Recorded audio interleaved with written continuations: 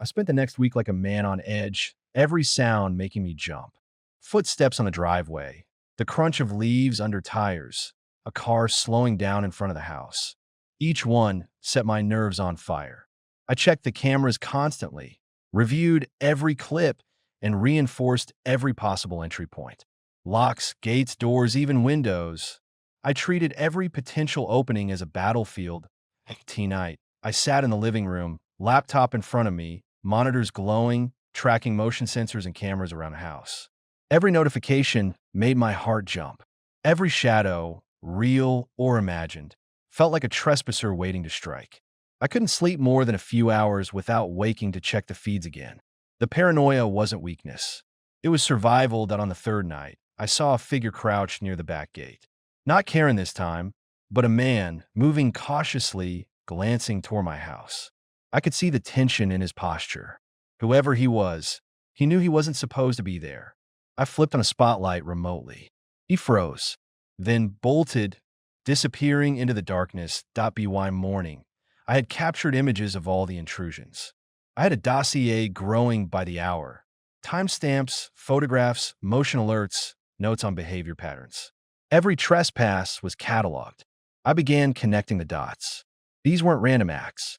They were systematic, coordinated. Someone high up at the HOA was orchestrating this. I called my attorney again. "You need to see this," I said, sending the growing folder of evidence. "They're breaking the law. They're trespassing. They're watching me." He responded within the hour. "This is serious," he said. "This is criminal, and it's escalating. You need to protect yourself and document everything. Don't confront anyone alone." I nodded. I already had a plan. The next afternoon, a letter appeared in my mailbox. Thick, official-looking, stamped in red. The HOA. Karen's signature was at the bottom. Immediate inspection required. Noncompliance may result in fines and legal action. I laughed bitterly. Immediate inspection. As if she hadn't just tried to break into my property multiple times.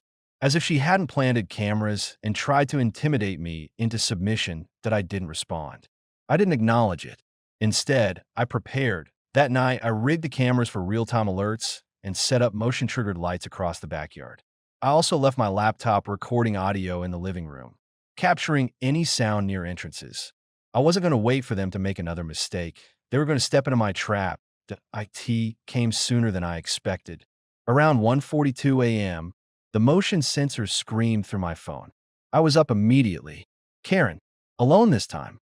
She approached the back gate, clipboard in hand, flashlight cutting through the dark. She was methodical, careful. She believed she was invisible, untouchable, and justified in everything she did that I spoke through the speaker system I had installed. "Karen, step away from my property." She froze. "It's a compliance inspection," she shouted back. "You can't stop me." "Yes, I can," I said. "You're trespassing. Step back now, or the authorities will be called." She hesitated, then, realizing she had no backup, retreated into the shadows. That I recorded everything. Every step, every word, every retreat. By dawn, I had a full record of multiple illegal entries, surveillance, and intimidation. It wasn't just evidence. It was a story of harassment, of abuse of power, of someone who believed they could control other people's lives. That I called the local police, filed an official report, and sent everything to my attorney. The next move was mine to make. Days later, the HOA held a scheduled board meeting. I attended quietly, my evidence saved on my laptop, ready to present. Karen sat smug at the head of the table, clipboard in front of her, exuding the same false confidence she always did. The board began discussing compliance issues when I calmly opened my laptop, projecting the footage on the screen. The room went silent. Karen's face paled. Footage of her trying to force open my gate. Videos of her planting cameras. Evidence of repeated nighttime trespassing. Every illegal action cataloged and undeniable. "This is what has been happening," I said calmly. "On multiple occasions, these individuals under your direction have broken into my property, installed surveillance devices, and attempted to intimidate me." The board members shifted uncomfortably. They had never seen this side of Karen. The truth was clear, undeniable, and embarrassing. Karen tried to argue. tried to deflect, but the evidence spoke louder than her words ever could. The HOA board had no choice.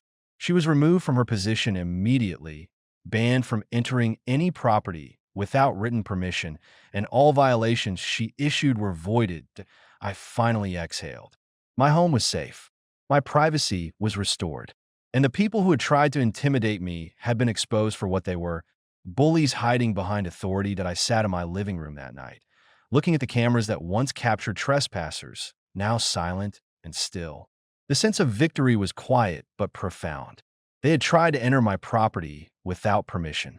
They had made a colossal mistake, and I had one. The days after Karen's removal felt surreal. My property was quiet for the first time in months.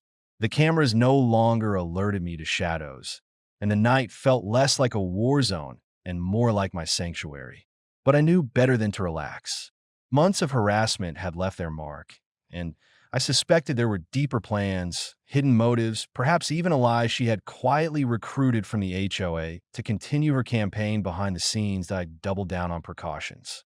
Every window, door, and gate had reinforced locks. Hidden cameras captured every angle of the property. Even the trees along the perimeter were rigged with motion sensors. But I also started paying attention to the subtle patterns. The cars driving past at odd hours, neighbors glancing curiously from behind curtains, packages disappearing from porches even during the day. This wasn't just about Karen anymore. Whoever remained on her side was still testing me, probing for weaknesses, watching for mistakes. Late one evening, as the sun sank below the horizon and the sky turned a bruised purple, I heard the faint crunch of gravel on the driveway. I froze, heart hammering. From my living room window, I saw a dark SUV parked at the end of my street, the engine off, yet its occupants sitting silently, watching. The license plate didn't match any neighbors. My gut told me they weren't delivering packages. They weren't lost. They were waiting. I went to the kitchen, grabbed my phone, and tapped the motion alerts. The cameras along the perimeter showed two men stepping out, scanning the house, their body language careful, calculated. They weren't just observing, they were evaluating.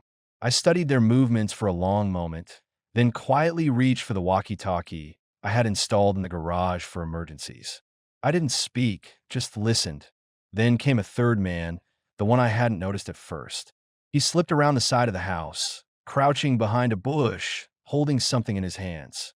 At first, I thought it was another camera, but then I saw the glint of metal, a tool of some kind. And that's when my blood ran cold.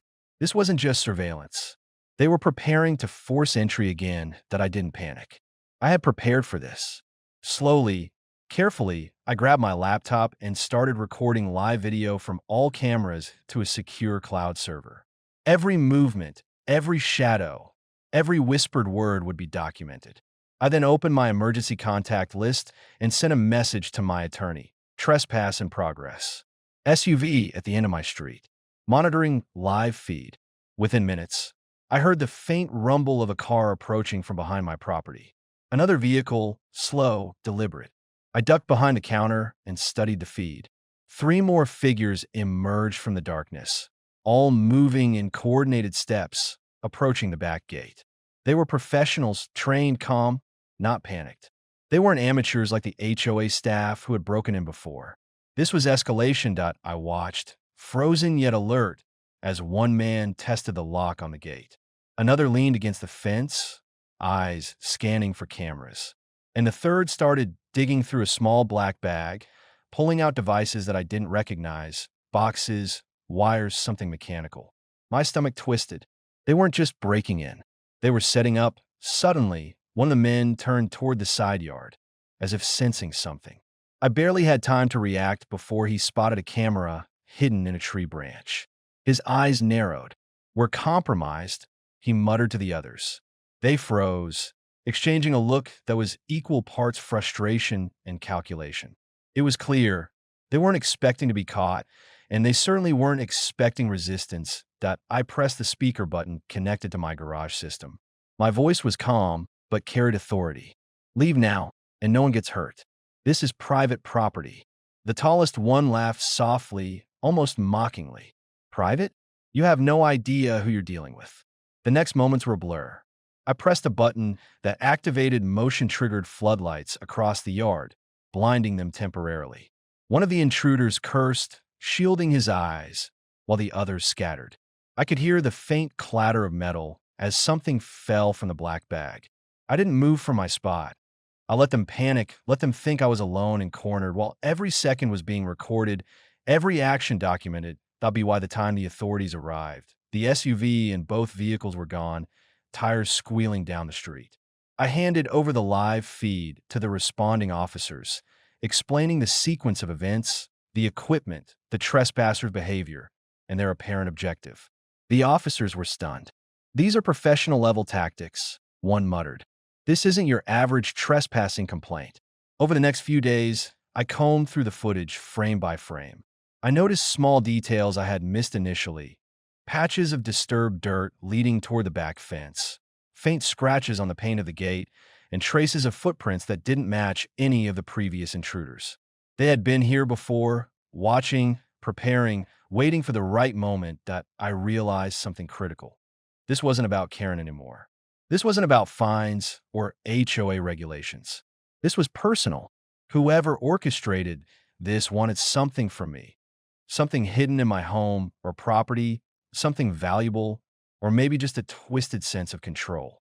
And they were willing to break the law, intimidate, and escalate to get it. The next night, I didn't sleep at all.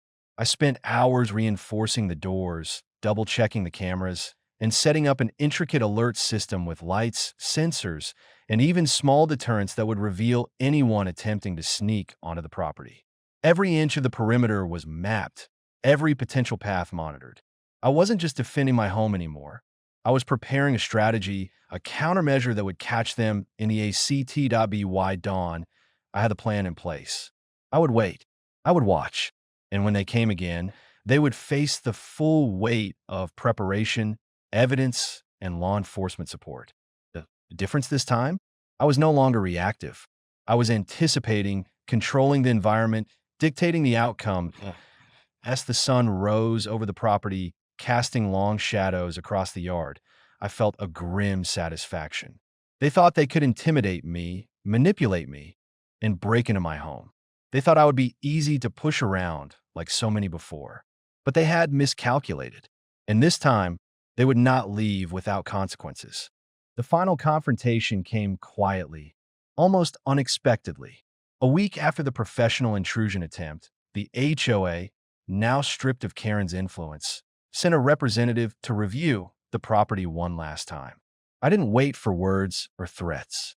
Every camera, every motion sensor, every hidden recorder was active.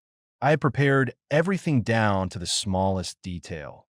When the representatives stepped onto my lawn, they froze at the floodlights, which illuminated every inch of the yard.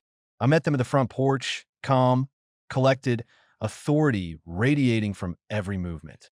"You're on private property," I said. "Any further intrusion will be considered criminal trespass." The lead man stammered, trying to explain their authority, but I'd already played the footage on a large screen inside the house, showing Karen and her cohorts in every illegal act: breaking locks, planting cameras, attempting forced entry, trespassing at night. The evidence was irrefutable. The entire board watched silently, embarrassment and fear washing over them. "I suggest you leave," I said firmly. "And understand this. My home, my privacy, my property, these are non-negotiable. Any future attempts will be met with the law." They left quickly, the tension thick enough to feel in the air.